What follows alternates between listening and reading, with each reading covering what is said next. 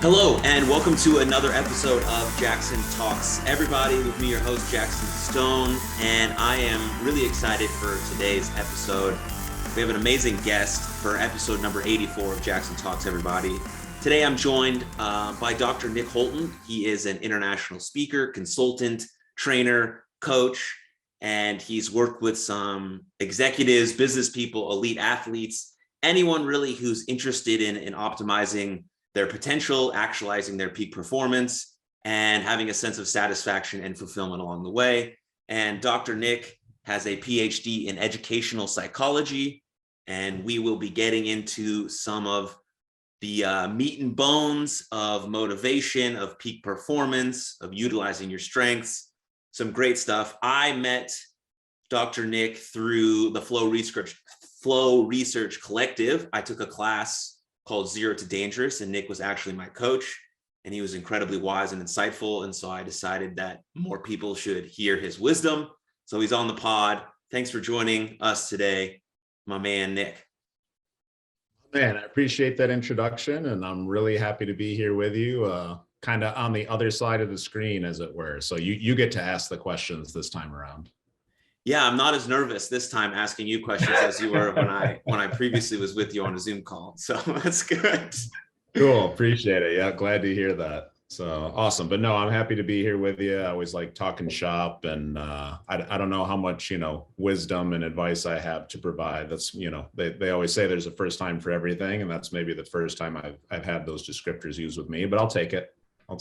Absolutely. Well, I mean, I think you are. So at least you've helped me in my journey. So you never know. You might help one person in this pod, but I think it'll be a great conversation. Yeah, absolutely. I'm going to try. You bet.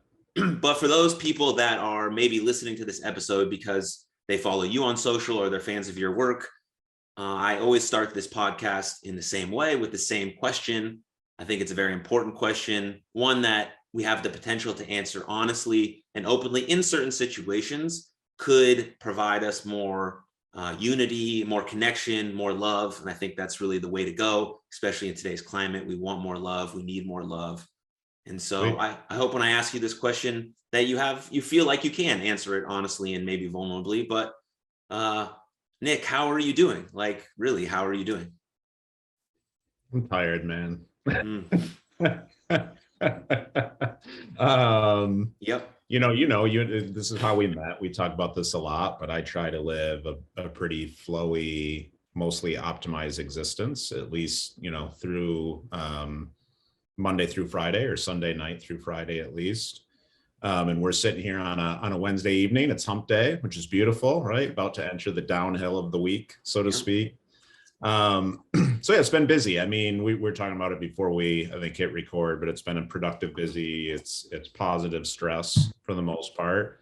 But there's a lot of stress at the moment. Things are pretty wild and a little unpredictable, a little volatile at the moment, kind of with a variety of things that I have going in primarily my professional life. But they're exciting things. They're energizing things. But they can, well, in the same way they energize you, at times they drain you a little bit as well. It's not an either or. There's a both and in that situation. So, yeah, the both and is like a really quite powerful thing to come to realize. It took me a while to understand that I could feel like really good, really motivated, and have a sense of meaning in my work, but also feel like quite tired and a bit overwhelmed at times as well. And I feel that like with a lot of like happy and sad emotions, like maybe I'm at like a family function and I'm feeling loved by all my family members to be around them. But at the same time, I'm also missing the ones that aren't there. And like in those instances, that's when I really realized the both and then I tried to apply that to other areas of my life because it made the most sense in that situation. So I totally agree with you. Yeah, I think there's a richness to having those sorts of experiences, right? Like, I don't think you want the either or. I think you don't want just sort of only one experience or preponderance of a single experience. I think there's something to be said for having kind of psychological range and emotional range and experiencing a variety of things that life has to offer. And I always think too, when it comes to kind of the performance and productivity piece, that, if you're not a bit tired at the end of the day or in the middle of your week, maybe you have a little bit more to give, so to speak. I want to be careful there. I'm not suggesting burnout. You know better than anybody how I and folks I work with feel about burnout. But I do think you want to try to drain the tank and live life and get after things. Absolutely. Yeah. I think that psychological range, it makes me think about our society's obsession over happiness. Does that click for you in any way? Yeah, well, so, I mean, as you know, I think but I spent a lot of time looking at science from various fields, neuroscience, positive psychology. I ultimately spend most of my days and evenings studying the science of human flourishing. So this question of happiness, or what we in the field would probably define as well-being, is one that I think about all the time. But as we're sitting here today and you're asking, it's even more pertinent because I recently just started a book in preparation for a podcast that I'll be co-hosting and launching with Dr. Jonathan Beal, and which we will be interviewing Emily Asfahani Smith, and she's written a book called The Power of Meaning. Really, really wonderful book. She has a hugely popular TED Talk. And the reason I bring this up is the opening chapters of the book really rail against the prioritization and the emphasis on the chase and pursuit of happiness. And that paradoxically, and we know this from a variety of studies, a lot of times when we try to consciously and intentionally chase happiness as some sort of outcome to be grasped, instead of kind of building in the structures, the habits, the routines, the mindsets that allow us to live a good and psychologically rich life, we paradoxically set ourselves up to have less happiness. So she's actually a huge proponent, as the title of the book implies, of the power of meaning as something to be kind of pursued and cultivated and prioritized over this sort of loosey-goosey positive emotion or pleasant emotion-based happiness. So yeah, I've been thinking about it a lot in general, but especially the last week or two. Yeah. Interesting. So with that, can you give, before I ask some of my next questions, can you give people a bit more insight than I did in the intro about the specific work you do, like who you work with and who you consult with specifically in terms of human flourishing? So, my I think professional life is really broken down into probably 4 or 5 parts. So I am for most of my career, an educator. I've worked primarily in schools. As you mentioned, my PhD is in educational psychology. But I really went to pursue the PhD because for the most part, I looked at the students in front of me. And this is across a range of institutions: poor schools, rich schools, Michigan, Los Angeles. I now am sitting in Philadelphia. I'm going to become nomads in the next year or so. And I looked at a lot of the kids in front of me and said, basically, this sucks. Like, these kids are awesome. I love the relationships. The content's somewhat interesting, but this isn't inspiring anybody. This isn't helping them actualize their potential. This isn't tapping into sort of their greatest motivators. And I want to figure out how to do that for more kids, and as it would evolve, more people in general. So over the course of the years, as things have evolved, I started diving into, like I said, positive psychology, human flourishing, different types of well-being. My dissertation was on eudaimonia, which Emily writes about in The Power of Meaning. This is a meaning-based form of happiness or well-being. And one thing led to another. And so now I kind of have 4 primary projects or things that I do. I am a peak performance coach for the Flow Research Collective, which is how you and I met. Mm-hmm. So through that, I'll work with a lot of CEOs, execs, entrepreneurs, some professional athletes, pretty much anyone looking to kind of optimize their life and perform at a higher level and reach those sort of potentials that I mentioned I felt like I wasn't helping, many of my students get to. Then I'm also a consultant. So I've worked for a few different businesses, do a lot of publishing, writing, speaking in that space. I currently consult for the Shipley School here in Philadelphia, which is a K through 12 independent school that's really focused on what we call quote unquote positive education for human flourishing. I co-direct a program with them, with Dr. Sharon Russell. As I mentioned earlier, currently working on launching a podcast that will be co-sponsored by the Human Flourishing Program at Harvard and the Department of Education at Oxford. And that'll be with my friend and colleague, John Beal, who works out in London. And then I do a lot of freelance work as well. So I have some of my own private clients. I work with some folks in the NBA, collegiate sports, my alma mater, Michigan State, and a program there. Yep, go green, Spartans. And yeah, I mean, that takes up most of the time there, but I'm also building my own courses and platforms out, trying to bring some of this science, which is a little bit elitist in some ways, tends to be a bit accessible for kind of those with, kind of the money to throw at it. Sometimes I want to build some courses for busy parents. I want to build some courses for young people. I want to, try to democratize some of it a little bit and open it up so it's more accessible and we can really kind of help a lot more people tap into their own potential. And I think if we can create a lot better me's, we can create a lot better things for we, so to speak, right? Tap into the individual to build the collective. It does seem like some of this information is hard to access because all of the courses cost money. Right? I mean, of course, there's books that you can read, there's podcasts, there's lectures on YouTube, but it's hard information to grasp if you're not like getting coached through it or working with someone one-on-one and trying to really get into the details, the minute details of this information. It's very similar to like getting a personal trainer or getting a massage, right? These things are extra in your life.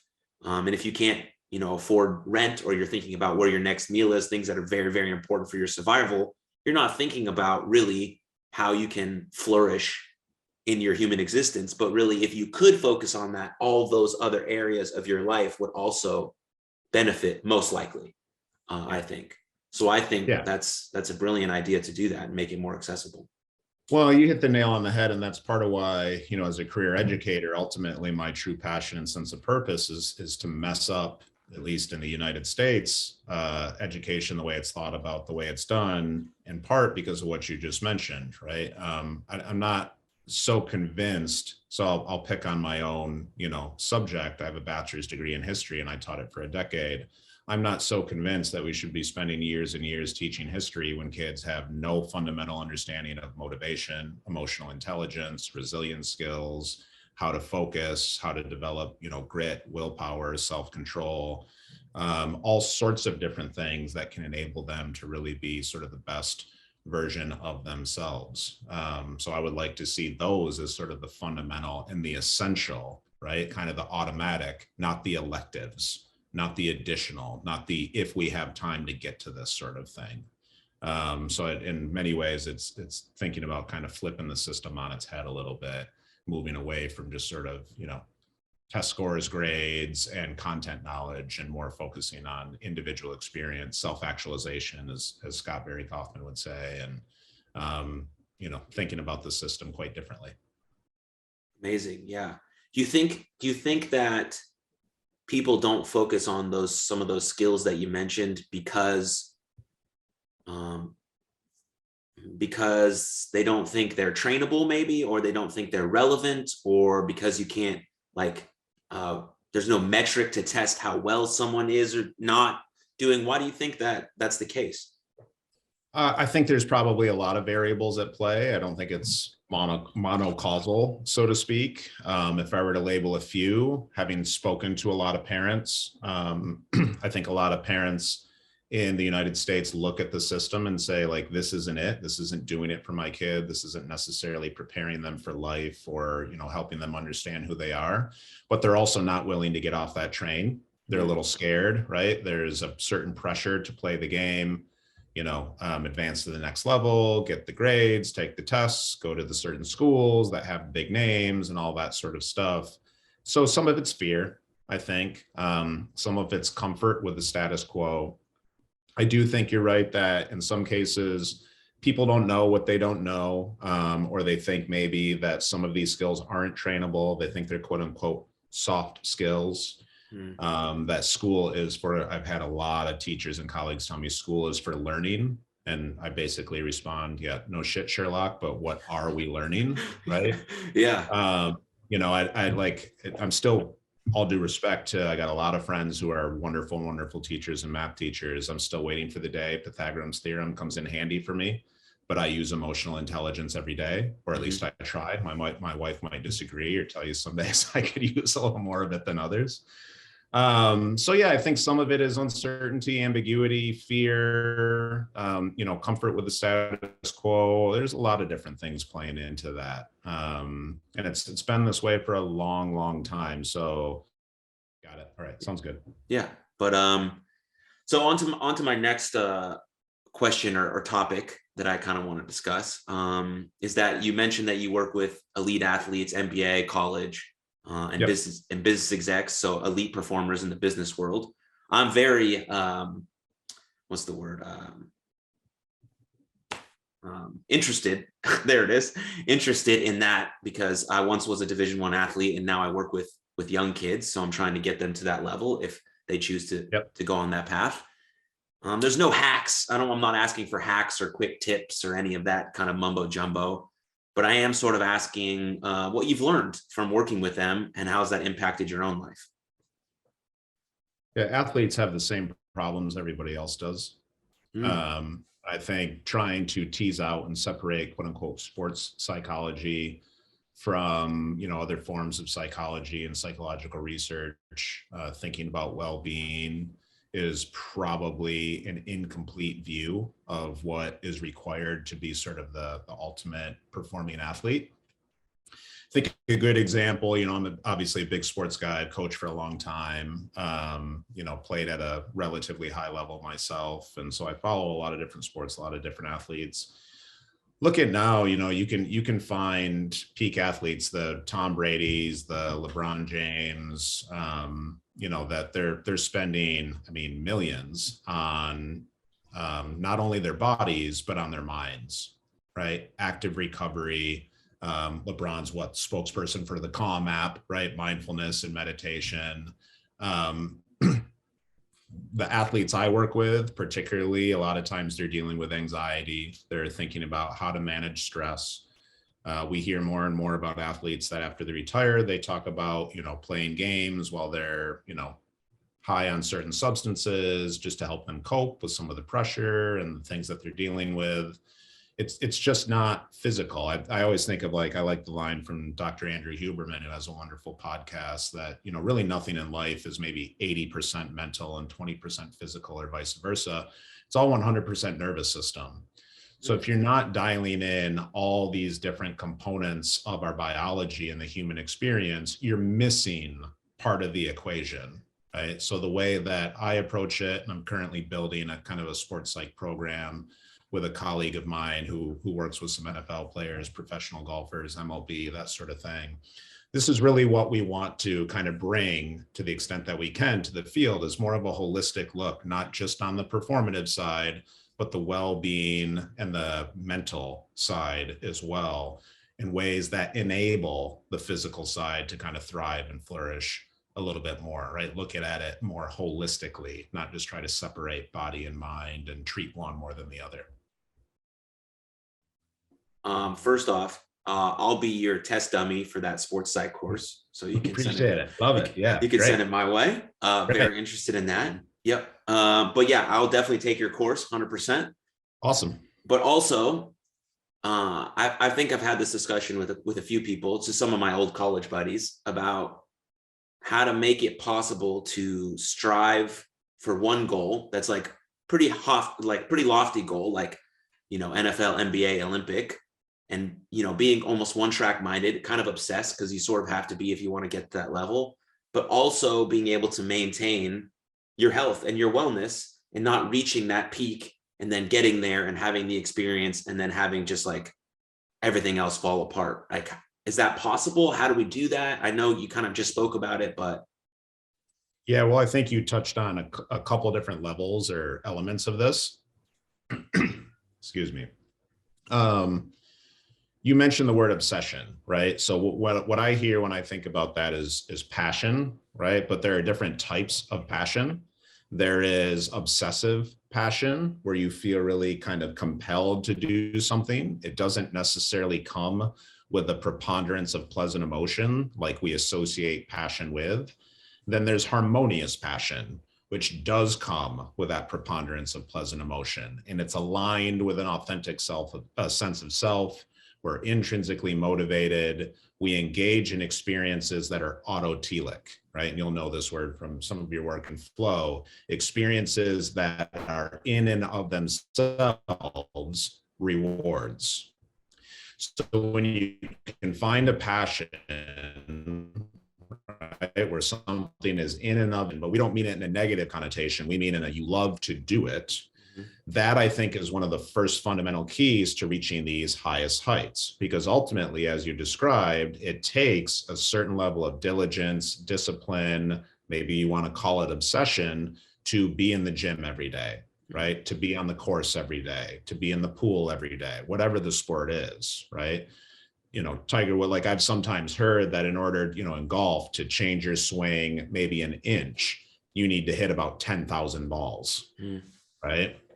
So the other important part of that is sort of the back end. So if what we're talking about here is kind of the process, the pursuit, right? And you all often hear that it's really not about the destination, it's about the journey, okay? Well, I think some of the most elite athletes are really fueled by both. They like the journey, but they also care about the destination as well. What do I mean about the destination?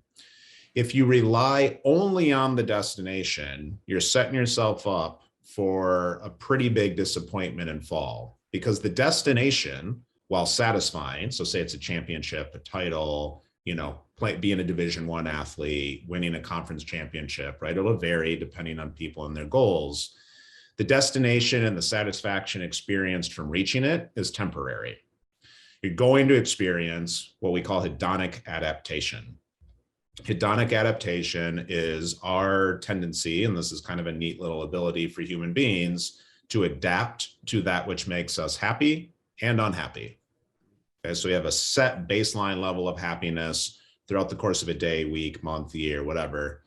Good things happen, bad things happen, but we bounce back. So this is sort of in some part on a psychological level, you get a new car, you're excited about it. Well, that feeling fades. Eventually you're going to want a new car. Get a new pair of sneakers, hyped about them. Eventually that feeling fades.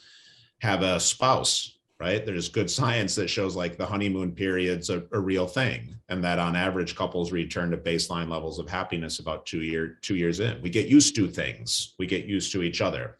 And this includes goals. Okay? So you reach the top of the mountain, that might be satisfying, will likely be satisfying, but it's not going to last.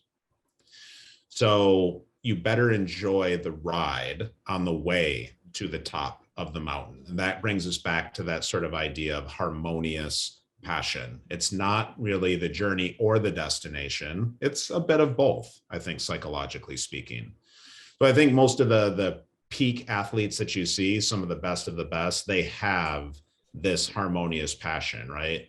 Kobe, LeBron, Tiger, Brady, you know, Chloe Kim, we're headed up to the Winter Olympics right now. They love doing the work, right? They seem to anyway. It's not like I know these people personally, but they, right, from afar, they seem to love the process.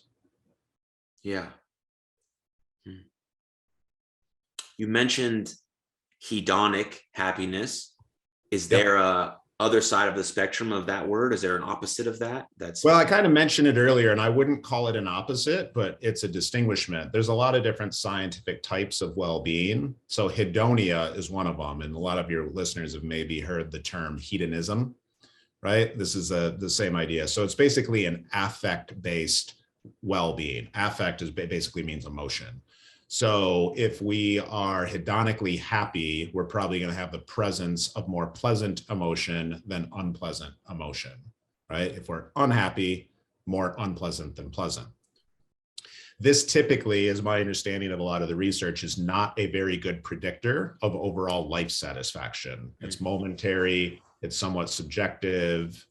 It doesn't always last. There's a variety of flaws with sort of the pursuit of this hedonistic lifestyle. Okay, to each their own. Everyone has a little, you know, some different preferences, but Going back to hedonic adaptation, if you're constantly chasing something that you're just going to get used to anyway, you essentially set yourself up to be a dog chasing its own tail.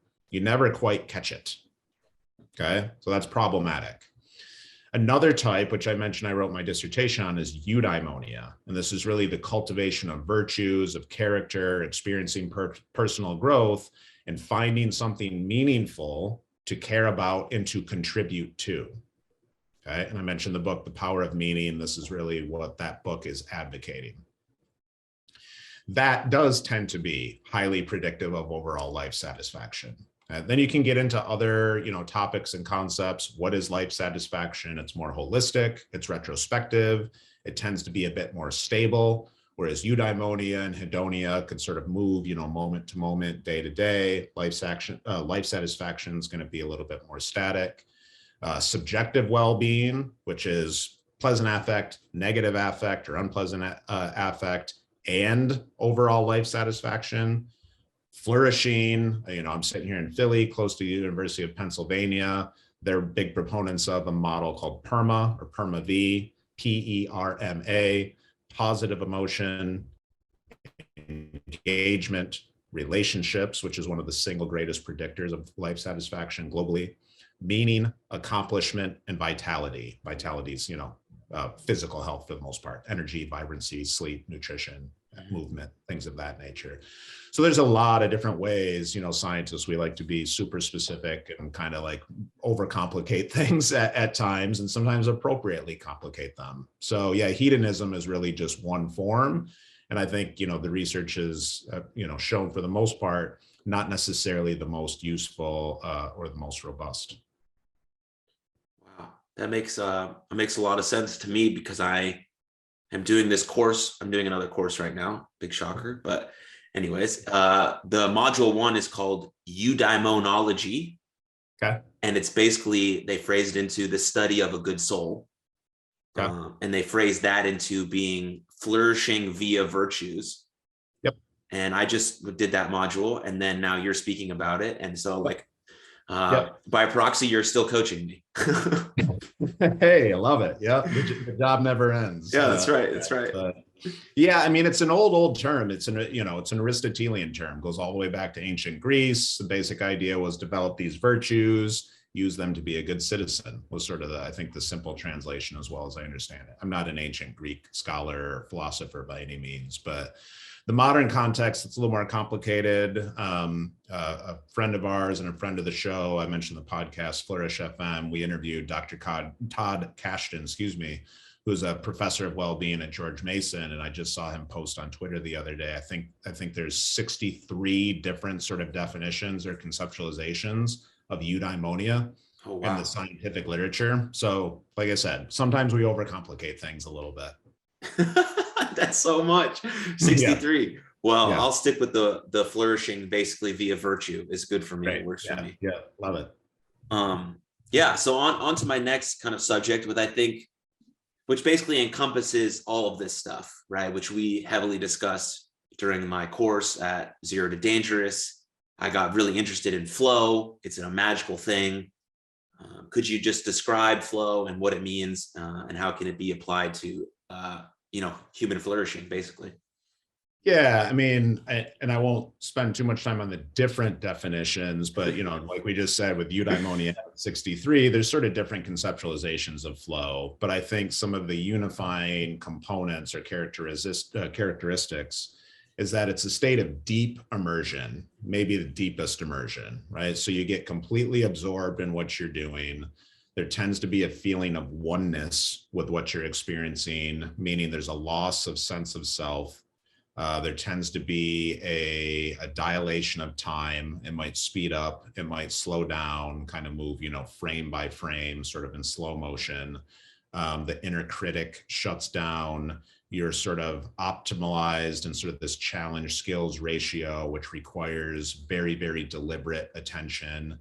And in a more spiritual sense, which is sort of the other form, there tends to be kind of this deep sense of meaning and connection with the things around us. That's what I mentioned earlier about that sense of oneness, right?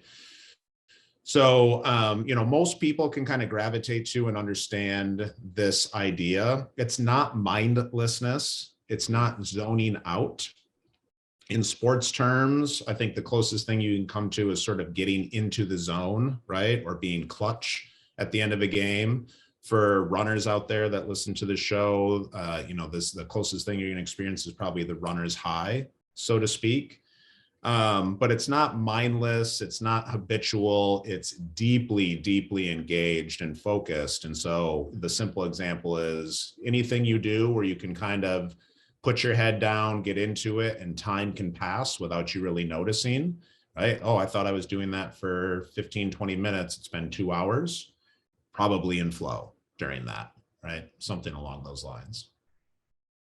And I think an important part of talking about flow is that some triggers for flow are things that are not good for you.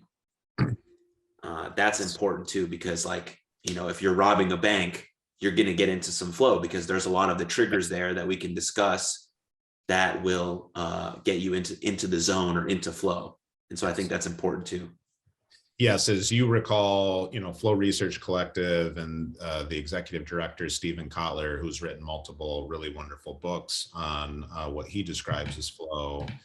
He calls it the dark side of flow, right? Multiple dark sides. As you said, some of the triggers are not necessarily good for you. This would be things like risk, right? Risk inherently drives attention and causes us very often to be deeply immersed in what we're doing. It doesn't mean what we're doing is safe or healthy. Right. Same sort of thing with challenge skills balance. Stephen really spent a lot of time studying flow with extreme sports athletes. That's, a lot of broken bones, like possibly death. But that also is, there's a little bit of risk reward in that. Those are some of the people who most experience flow and who experience that sort of transcendental or deeply meaningful and kind of oneness and connection with the things around them. So it's an interesting area to explore, but yeah, you're absolutely right. You got to acknowledge the dark side. I'd also add one more other dark side, which is if you find sort of primary flow activities, things that help you get into the state, can be quite addicting. So if you potentially lose that activity, like as a former, Division I athlete, professional athlete, athletes struggle with this a lot. You have to retire, you no longer play your sport, you lose your source of flow. You've got to replace some of that really positive neurochemistry. Well, you don't have to, but certainly there's a drive to replace a lot of those very pleasant experiences. And sometimes they seek out those neurochemicals from other sources, most commonly drugs and things of that nature to try to rebuild and re-experience that. So that can be another dark side of kind of a flowy existence as well. Yeah. Yeah. Dr. Michael Gervais talks about the dark side of sport all the time and how parents who are trying to push their kids to be their best, which is, great, and coaches the same, should also have an understanding of what that kind of path that we talked about, that harmonious passion can lead to, because it can lead to some really good things, but there is a dark side to all of that. And I think understanding the consequences of both are important for young coaches who have young athletes, and for parents in general who are pushing their kids into sport who may have never made it to that kind of level where they have a full grasp of that concept. But yeah. And so how do you think flow impacts, human flourishing or peak performance? Yeah, well, so earlier I mentioned one of the conceptualizations of human flourishing, that PERMA V model. And I mentioned the E, engagement. That is essentially flow and eudaimonia and the cultivation of character, depending on how you kind of want to conceptualize it. So flow is a form of deep engagement. I think flow is one of the most important sources to create flourishing for a lot of human beings. And for many human beings, it's the source, right? It's maybe the only thing they care about, certainly one of the primary things that they care about. It's something that we chase and pursue. Like I said, it creates a lot of positive neurochemistry. So it's typically associated with high levels of meaning in life. It's typically associated with increases in well-being. it's a significant marker of what we would sort of loosely call happiness. It's not the only thing, but it is a major thing for many, many, many people. Absolutely. Awesome. Awesome. Yeah, flow is so interesting, just this one little word, means so much. It can do so much for you in terms of, reaching your infinite potential and all those amazing things. So that's super cool. I mean, I can ask you like 700 questions and we could probably talk for 5 hours, but to be, mindful of your time and your busy schedule, I have one big more rock I want to get into the container before I let you go. And you mentioned some of these phrases earlier about motivation, but there's intrinsic motivation and extrinsic motivation. Yeah. And I think having a bit of both is really what drives people. You obviously want to be on one side or the other. I think that's important. But could you explain those two phrases and where you see, people but could potentially lay if they want to achieve something? Yeah. So earlier when I mentioned harmonious passion, right? One of the things we want to talk about is this idea of intrinsic motivation. And this is a big part of some of the training that we do at Flow Research Collective, which you experienced. It's a big conversation in education. So it's important to understand this because it can unlock a whole lot of really great stuff. So it's useful to think of, there's a lot of different forms of motivation, but in this particular case, when we talk about intrinsic, extrinsic, and amotivation, which is the absence of motivation, you can think of it as a spectrum, right? So amotivation, there is no motivation. There's really no value of kind of, what's in front of us. There's no reason to act or behave. We're just sort of lethargic and don't care about much. Then you start moving down that spectrum, okay, and you'll get into 4 different sort of subtypes of extrinsic motivation. We won't spend too much time getting into the subtypes, but I'll give you the characteristics. So first, there's purely extrinsic motivation, which is basically compliance, right? I do this thing because I have to, because there's some external reward or punishment incentivizing my behavior, right? Pushing my behavior. So I take out the trash as a teenager because I want the allowance. I show up, by curfew because I don't want my parents to be pissed at me, right? Those sorts of things, okay? You can see already why there's some flaws of extrinsic motivation, right? Right.